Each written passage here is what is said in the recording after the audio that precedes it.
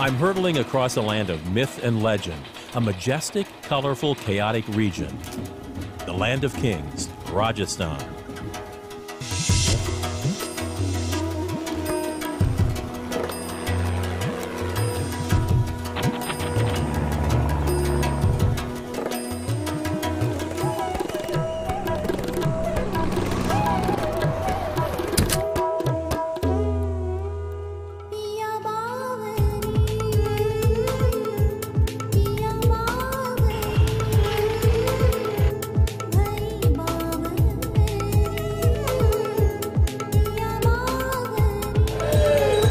The Rajput, the legendary Maharajas of Rajasthan, claimed they were descended from the sun, the moon, and fire.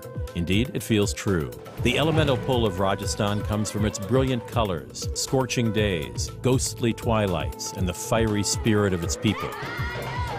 From the pinks of the capital Jaipur, to the moon-white stone of spiritual Pushkar, to baby blue Jodhpur, a trip through Rajasthan is a kaleidoscope of sights, sounds, and smells that leaves the visitor spinning. Rajasthan, the largest state in India, occupies the northwest corner of the country, just west of the capital, Delhi. First stop, Jaipur, the pink city. A teeming madhouse, a sensory stew of color, cars, cows, camels, and barely controlled chaos. Jaipur, capital of Rajasthan, population near 3 million and growing. Language, Hindi, Rajasthani, and English. The vast majority of the people are Hindu in faith. Like many Indian cities, Jaipur is bursting with new development. People flock to Jaipur seeking work and a better way of life. Jaipur's Indian pandemonium fills unusually wide, straight boulevards. The pink, or at least to my eye, tangerine-colored buildings seem spun by fairies. Jaipur is a planned city created in 1727 by the Rajput Maharaja Jai Singh to accommodate a growing population in the nearby city of Amber. Jaipur and all of Rajasthan offers dazzling shopping.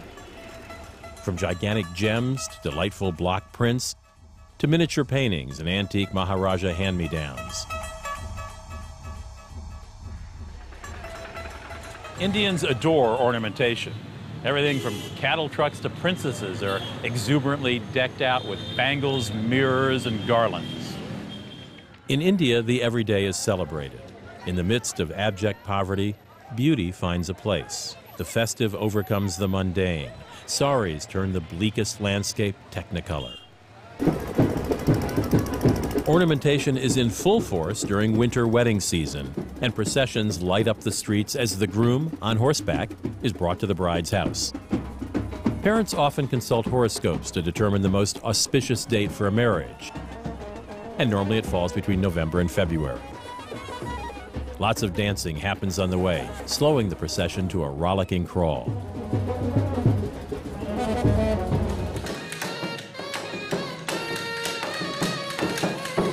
For at least 5,000 years, India has embraced dance. Gypsies, or Roma, are believed to have come from northern India. Their language, Romani, closely resembles Sanskrit.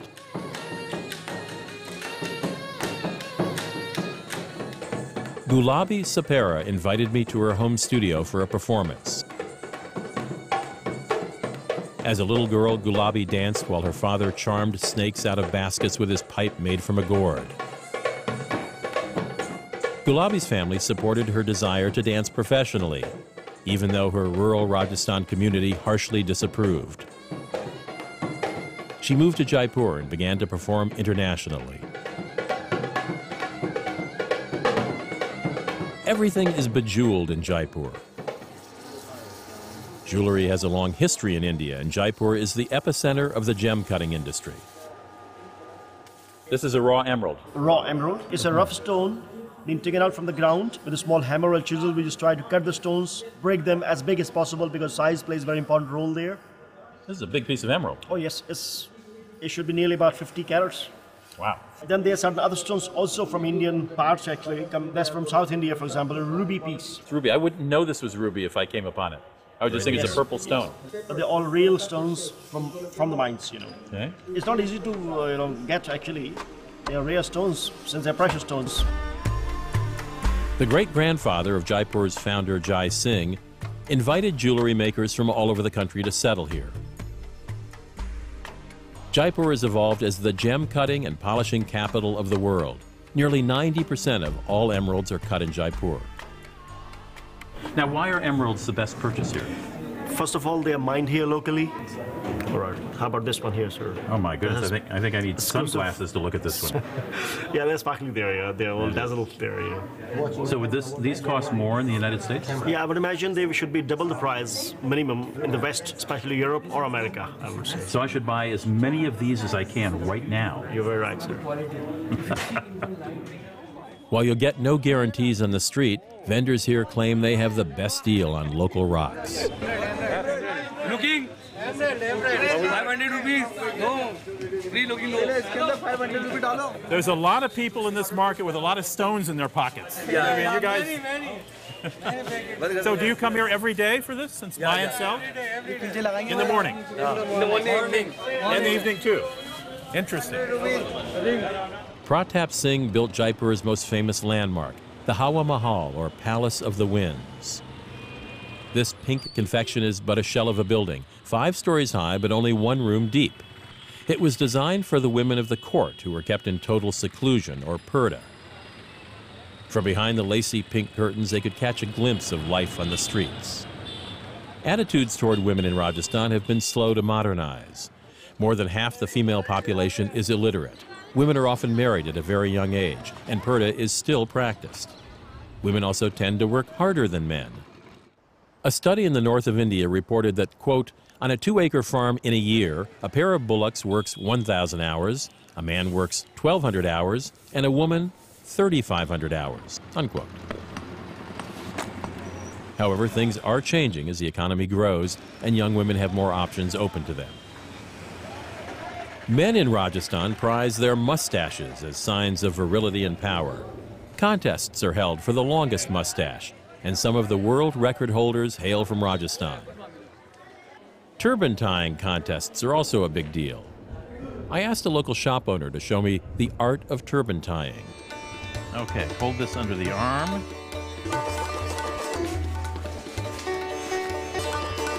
Feel like a sausage. Oh my God, we still got another 9 feet to go.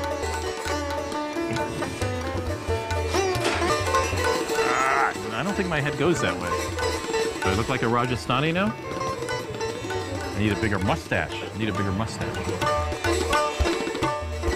Oh, that's got a little flair to it.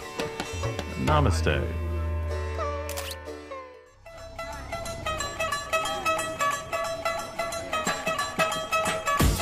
Rajasthan is in love with color. Every region has its particular textile, and every village has families of dyers and families of printers. The result is a riot of saris, bedspreads, scarves, and quilts. Intricate patterns are carved in wood or metal blocks. Each block adds color and design to the fabric. Typically, up to 7 blocks are used, and the price of the textile goes up with each additional block. This is 100% cotton, vegetable color, use it, and the block printed. Now I explain you how we do. You see this joint here, comes one by one. And here you see also, this is joint, like this block. Yeah. But this is made all with vegetable dyes? Yes. Do you make the dyes yourself? Yes. And you use what? Do you use? The vegetable, white, limestone, and onion. Limestone and onion. Blue. Indigo. Red. Sugar cane. Sugar cane. It's beautiful. Known as the soldier astronomer, Jaipur's founder Jai Singh was a Renaissance man. Even as a child, legend says, he so impressed the Mughal emperor who ruled Rajasthan that he called the boy Sawai, or 1 1/4, meaning he was that much superior to others. Jai Singh built the city palace in Jaipur. Rajasthan is known for its many ornate palaces, and the architecture is a medley of Rajput and Mughal styles unique to India. The current Maharaja, a figurehead politically but still a respected and powerful city leader, lives today in a portion of the palace.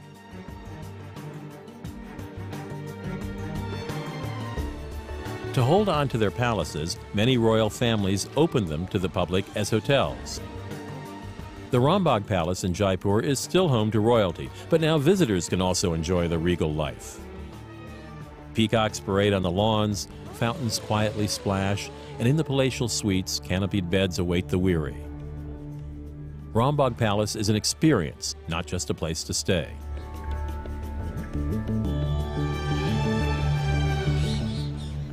It's easy, safe, and inexpensive to see India on your own. My suggestion, hire a car, driver, and guide from a local travel agency or your hotel.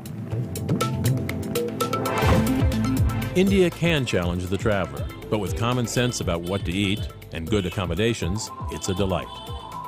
So many people speak English and speak it well, a great gift that makes the culture accessible. The pepper, inside the 14 spices. 4 different spices. 14? Yeah, 14. Certainly the poverty can be heartbreaking, but India's economy is growing rapidly, and with it, the middle class.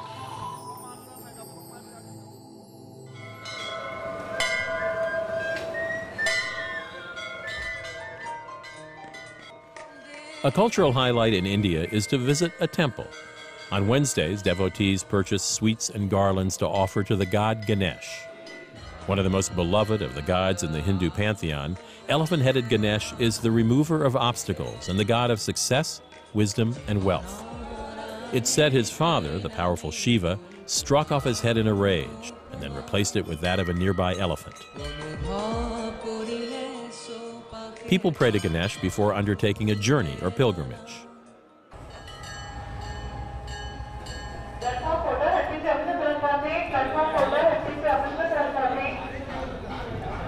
Indian Railways is the world's largest commercial employer and one of the only railways that turns a profit. Under British rule, private investors were encouraged to develop railways in the mid-1800s. Soon all of India was crisscrossed with rail, and the country grew and changed because of the train. My journey takes me further west into Rajasthan to Pushkar, the Hindu pilgrimage center. Here, intense spiritualism and crass commercialism exist side by side. Hindu stories say the god Brahma, the god of creation, dropped a lotus flower and it landed here, creating Pushkar Lake. This is one of the 5 sacred dhams, or pilgrimage sites for Hindus. Along the lake, ghats, or steps, lead down to the platforms where worshippers bathe in the sacred water. Some 500 temples and ashrams surround Pushkar Lake.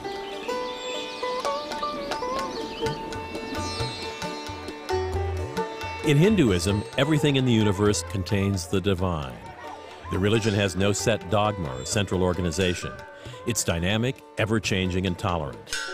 Father of creation, inventor of art, music, and theater, Brahma is worshipped in many Hindu rites, but there are only a few temples to him in the world, including one in Pushkar. In the autumn, hundreds of thousands of people descend on Pushkar for the Camel Fair, an epic festival of camel trading and religious devotion. Any time of the year, Pushkar is alive with chanting, drums, souvenir stalls, holy men, and hawkers. The holy and the irreverent, the sublime and the ridiculous, coexist joyfully here. Please.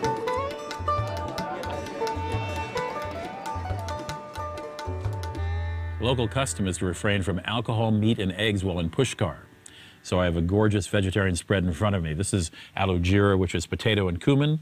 This is gobi masala, spicy cauliflower, and matar mushrooms, mushrooms and peas. Deeper into Rajasthan, into the land of the kings, my journey is by road now, a hair-raising ride at times with flashes of beauty and color.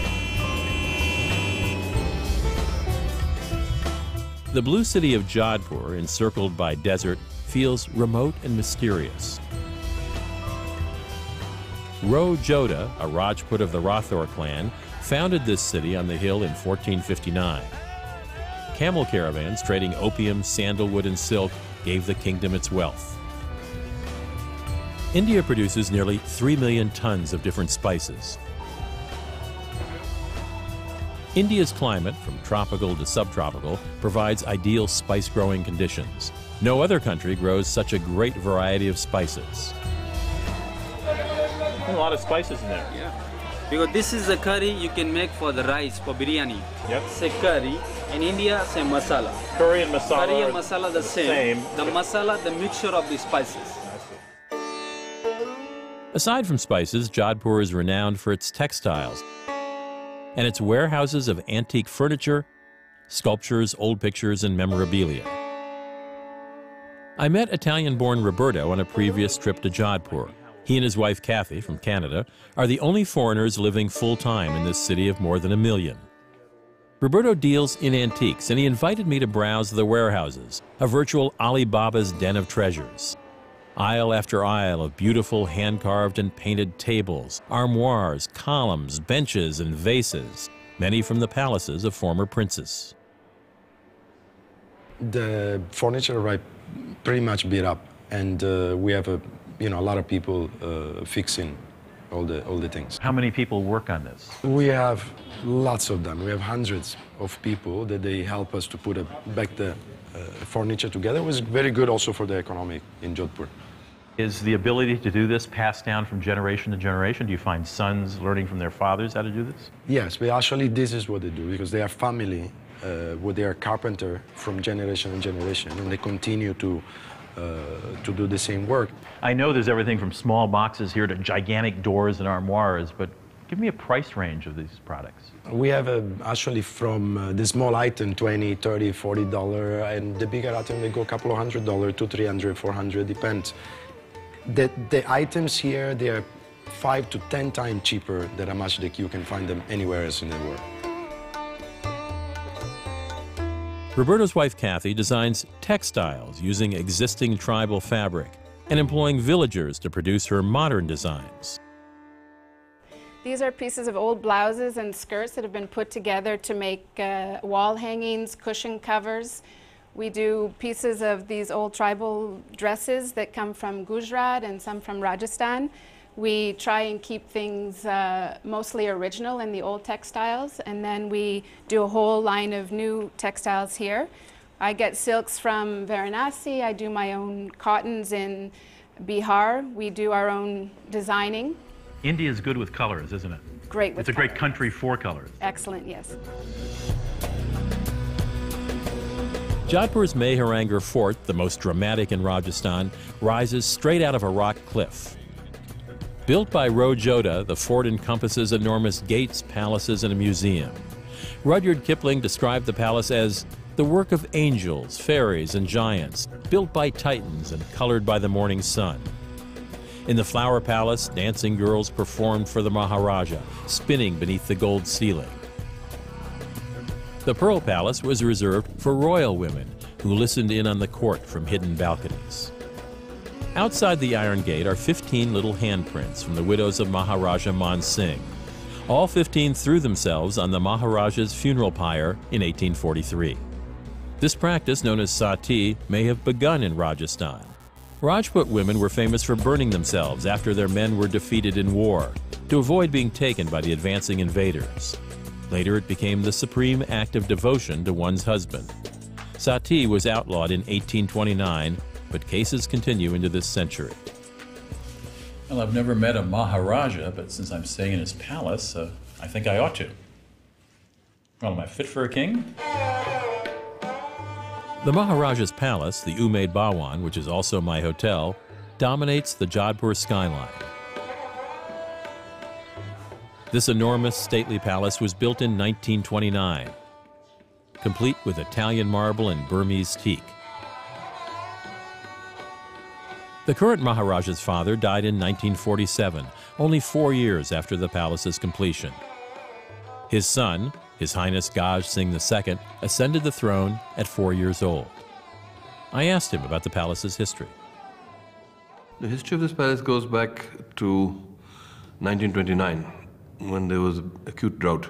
So this project was launched as a work-providing project. 3,000 people worked for about 13 years. And as a result of this, also the stone industry of Jodhpur was born. In 1970, our special status as princes had been done away with by changing the constitution. And it was just my mother and myself in this huge place. So I felt something has to be done, and we had a lot of staff to look after. And the obvious thing was turning it into a hotel, because it was built for hospitality, built for culture, built for entertainment. So that's what we did. His Highness was off to a polo match, and I joined in the festive atmosphere that felt right out of the 1920s. Polo is an ancient game, but the Rajputs established today's rules and developed the polo stick and the use of a ball. The British quickly adopted the game. Around 1890, Maharaja Sir Pratap Singh of Jodhpur started wearing riding pants tailored for the game, wide at the thighs with leather patches between the knees. These became known as Jodhpurs, and soon all polo players everywhere sported the trousers. Some 35 million people in Rajasthan live in small villages. A friend of mine, Ricky, also a member of the Jodhpur royal family, takes me to see the Devasi tribe outside of town.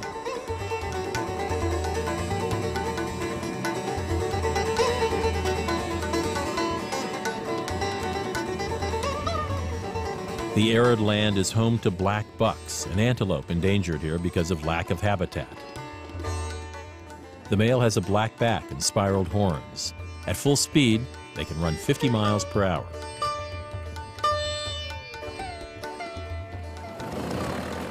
Agriculture is the major occupation of 94% of villagers, but agriculture is risky because of lack of water and frequent crop failure.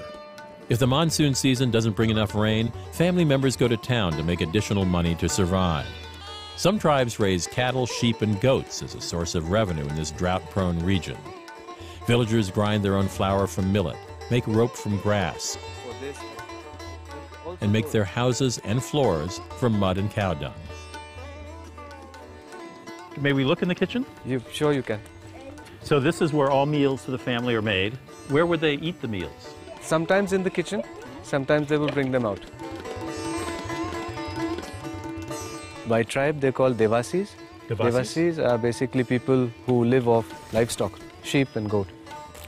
This is their living right here, the animals. That's correct. There's the sheep, the larger ones that you see, I didn't know this, but I was told that they go grazing and they return home on their own. And they have the sheep for the wool only? For milk, for wool.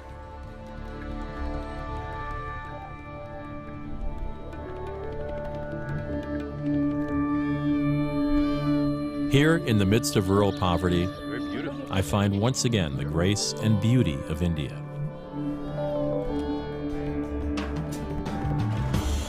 From bejeweled Jaipur to spiritual Pushkar to the ramparts of regal Jodhpur, Rajasthan is a magnificent blend of past and present, rich and poor, profound and playful. Its colors seep into your soul, its people into your heart. I've been captured by Rajasthan, by the courage and tenacity of its people, by its keen everyday beauty. Reporting from the land of the kings, I'm Rudy Maxa. Namaste.